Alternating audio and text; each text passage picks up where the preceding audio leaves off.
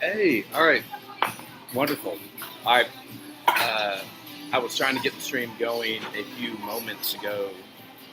Rather, there was some, again, Wi-Fi difficulties. So I was supposed to be on a flight heading back to the Midwest where the United States shines very bright. And as you can see, I'm still at a hotel bar currently. My flight leaves in a little under an hour right now. However, though, I felt it was so important to bring my followers and my fans some kind of content, even with the abnormal circumstances, one would say, with the flight mishap. Uh, as you can see, it's a crowded public space I'm in. And here's the deal. So I was really upset earlier that my flight got screwed up. Right, that stinks. I'd much rather be home sooner rather than later. However, after a couple minutes, you kind of have to think about, stuff that really makes me mad is that there's people who hate this country and hate our way of life and hate Western civilization. And, after a couple of minutes, even when bad stuff happens, you always have to keep your eyes on the prize and understand that there's much bigger things out there, and I'm still starting off with this platform, but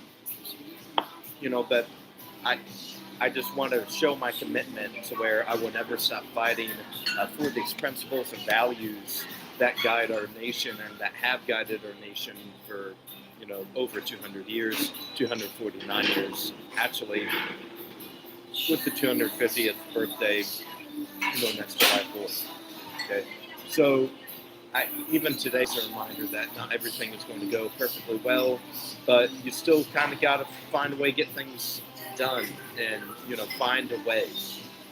It's Bill Belichick with the New England Patriots, do your job.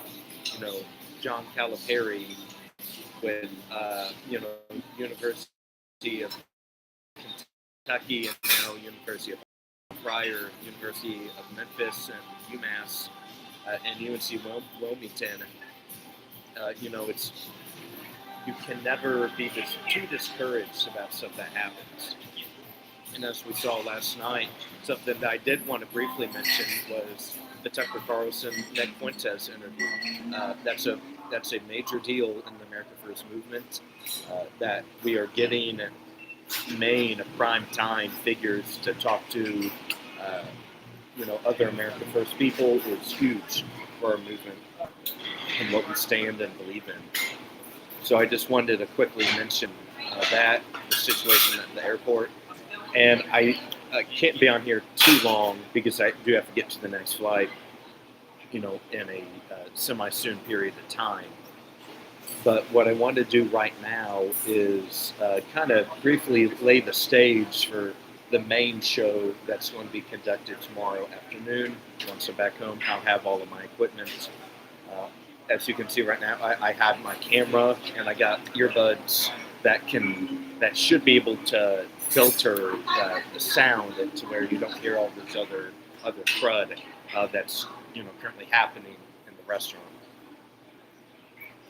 But okay, so without further ado, the main topic is these elections next weekend, or excuse me, not next weekend, next week, next Tuesday, November 4th, 2025.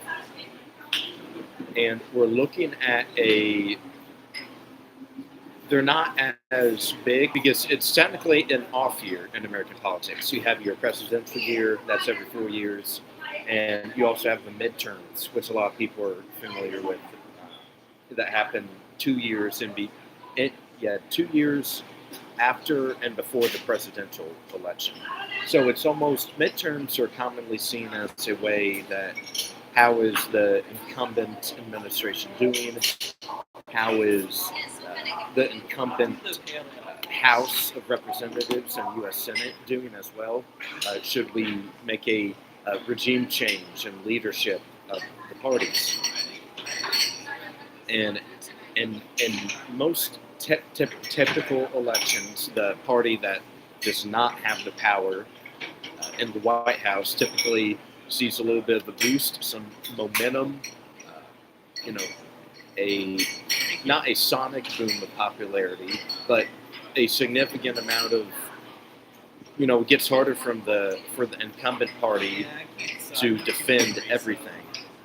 And what I mean by that is midterms are decided about issues, not candidates. So like there's going to be an issue at some point that starts to really rear its ugly head that may not be good for the incumbent majority party or administration. That's tough to defend, simply. So that's what I kind of briefly mean by that. But these elections on Tuesday next week, 6 days from now, are more local.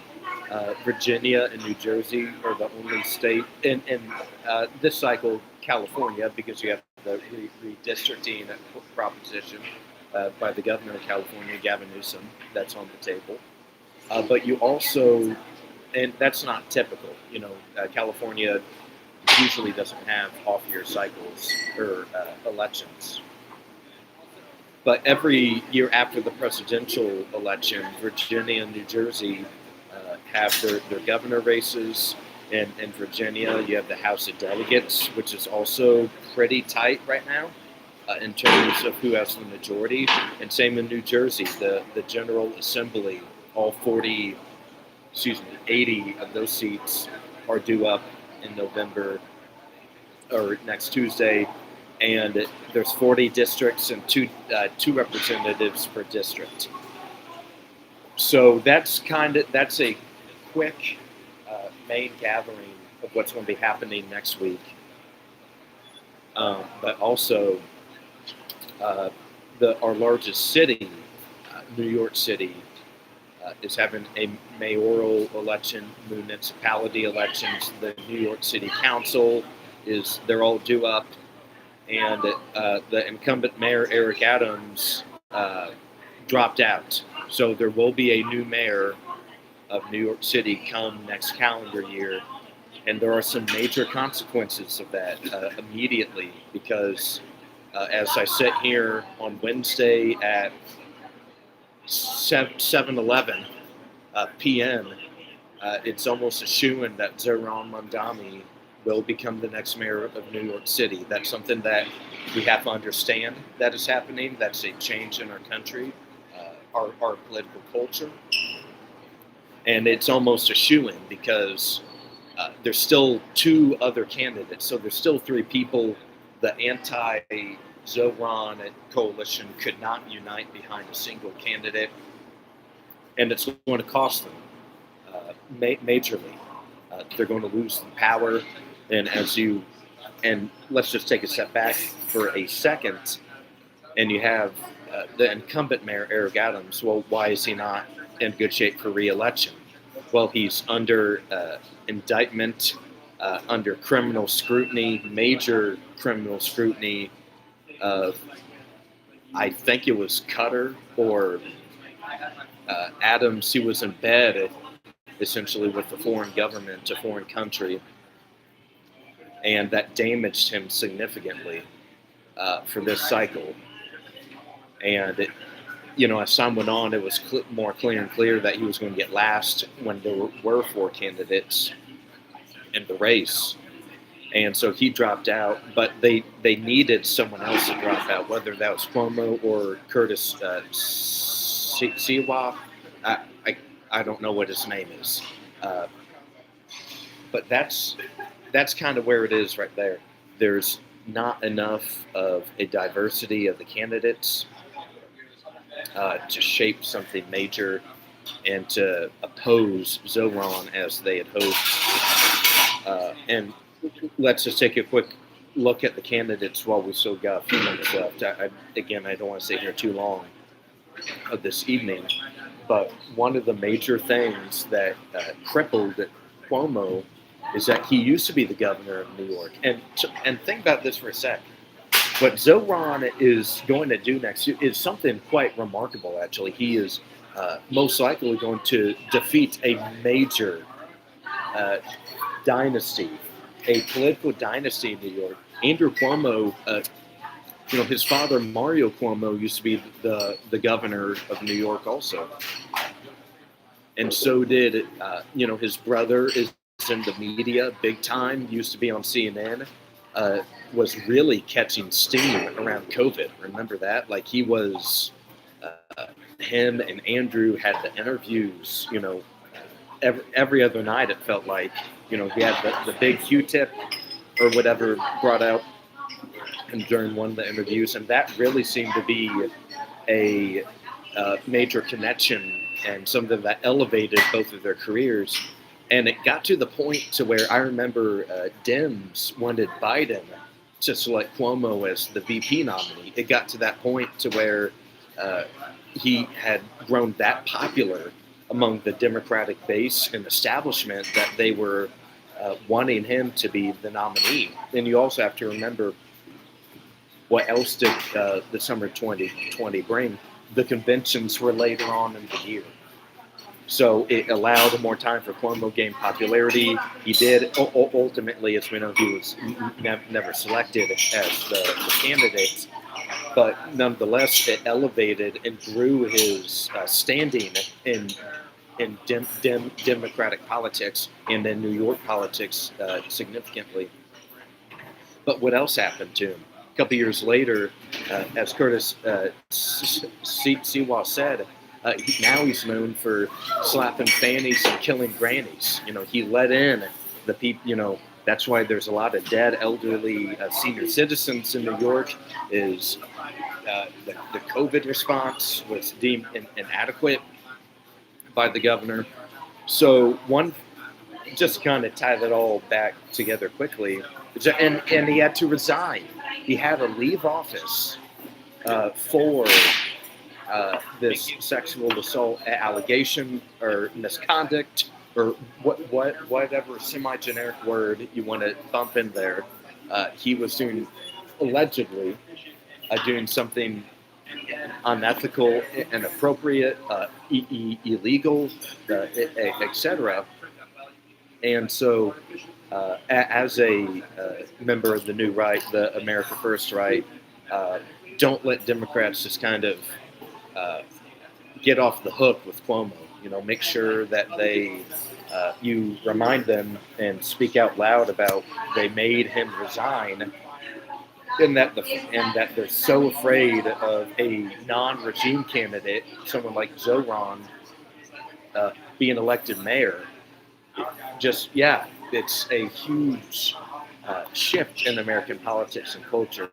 And this is not an endorsement of Zoe. Tomorrow night we will dig into him, and we will let you know why he is a danger for America and New York City and the state of New York, and even everything. This guy is not. You can go on his website right now, and on there is he wants to tax wider neighborhoods higher. He he's racist against white people. He believes in big government for everything. He doesn't believe in the individual to live their own life, and would rather think that big government and everything that the government is so good at can provide for the people. And that's the major thing. He's just not right about that. He had the one line in the debate that was, when they were asking candidates about what foreign visit or what foreign country or where outside of New York City, where would your first visit be as mayor? And all the other candidates answered whatever. I want to go to the Holy Land in Israel. I want to go to Israel. Andrew Cuomo said he wanted to go to Israel, and that's fine. But Zoran was the only one that said, I'd rather stay in New York City and address New Yorkers that way, across the five boroughs. And he mentioned, if I want to see constituents that are Jewish, I'll go to their homes or on the subway or whatever platform is available and convenient for all parties involved. And they just, uh, just attacked him over that. Like, why should the mayor of New York? Why should a foreign visit by the mayor of New York City when the city has homeless people, uh, garbage, and guff, and destruction, and illegals, and crime, and death, and murder all over the city and the streets? Be concerned about going to a foreign country. I don't understand that at all, personally. Um, so I will kind of, give them a little ease on that. But other than that comment, that's where it really starts and ends with him. As I mentioned, he wants to tax wider neighborhoods at a higher percentage. Uh, he's a large government, big spender. Uh, he is just a lot of a lot of policies that definitely don't align with our vision of America First. And also want to briefly, would also like to briefly go into the Virginia election. There's an election for Gov, Lieutenant Governor, Attorney General, and I think either all or half of the House delegate seats. And one of the seats in particular that we're going to be discussing in further detail tomorrow evening is House District 97. You got Michael Fagans, then incumbent Democrat, and his challenger is Timmy Anderson. And it's a district in Virginia Beach. I visited there earlier this year. It's a swing district, and it's going to be incredibly competitive. It might be the most competitive race in the Commonwealth of Virginia. Uh, Yes, a wonderful comment by Brad Harrell. It's going to happen, but New York City will regret electing Joanne over Sewell. I absolutely agree. I think Curtis is a tremendous New Yorker. Uh, if you haven't looked into the story about why he wears that red low hat, you should, because I can't remember it 100%, but it more or less goes to where this organization he's a part of, like, it's a peacekeeping organization within the city of New York, and I think 4 people got shot or killed, or multiple people were shot and either seriously injured or passed away, and he wears it to honor them. So I think that's very touching and authentic for a candidate to do that. But yeah, excellent comment by Mr. Brad Harrell.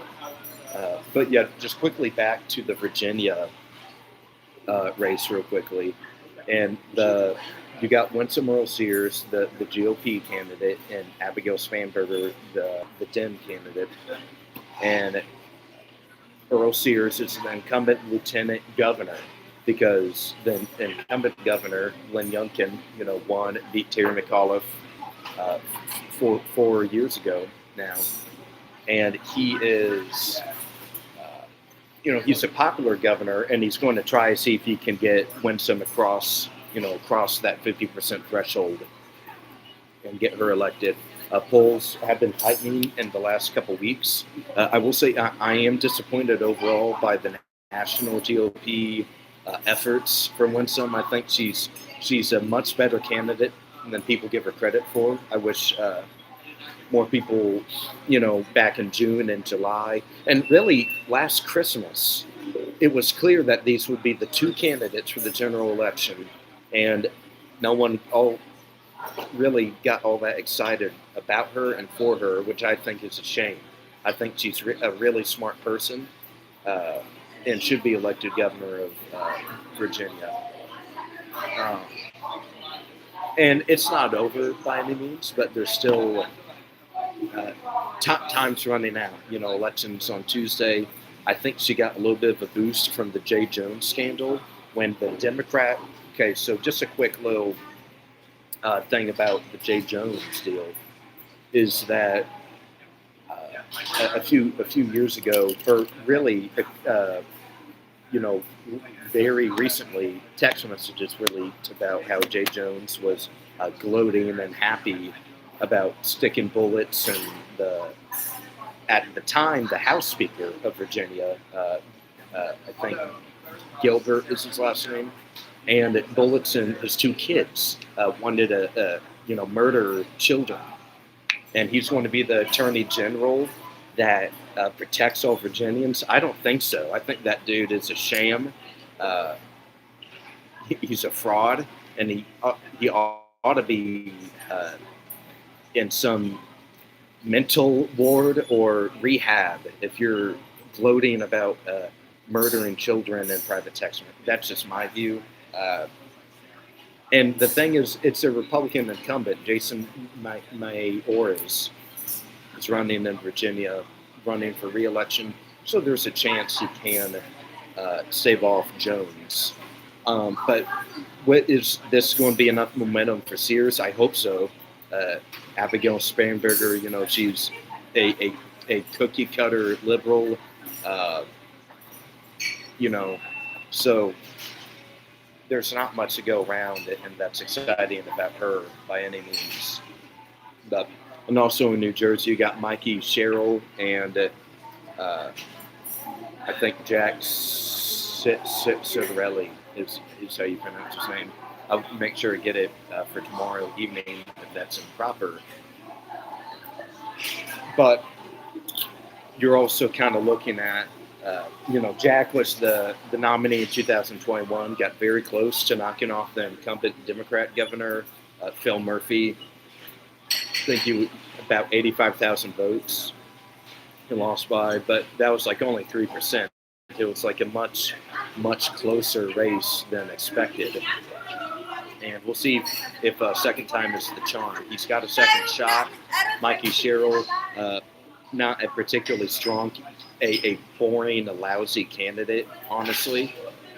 And we're just going to have to see what how that race goes, and we'll go a little more into the weeds with that tomorrow. But okay, it's getting a little close to my flight time now, so I just wanted to still give the fans and the viewers some content this evening on the plane. I can I'll be able to do more research and have a more in-depth show for you tomorrow evening. But that's going to be all for tonight. Please remember to fight for Western civilization in America. That is what makes this nation the best nation on planet Earth to live in. And please pray for the innocent people out there, people that are being taken advantage of by the system or other people within the system. And you have been awoken with all. All right, much love. I will see you guys tomorrow night.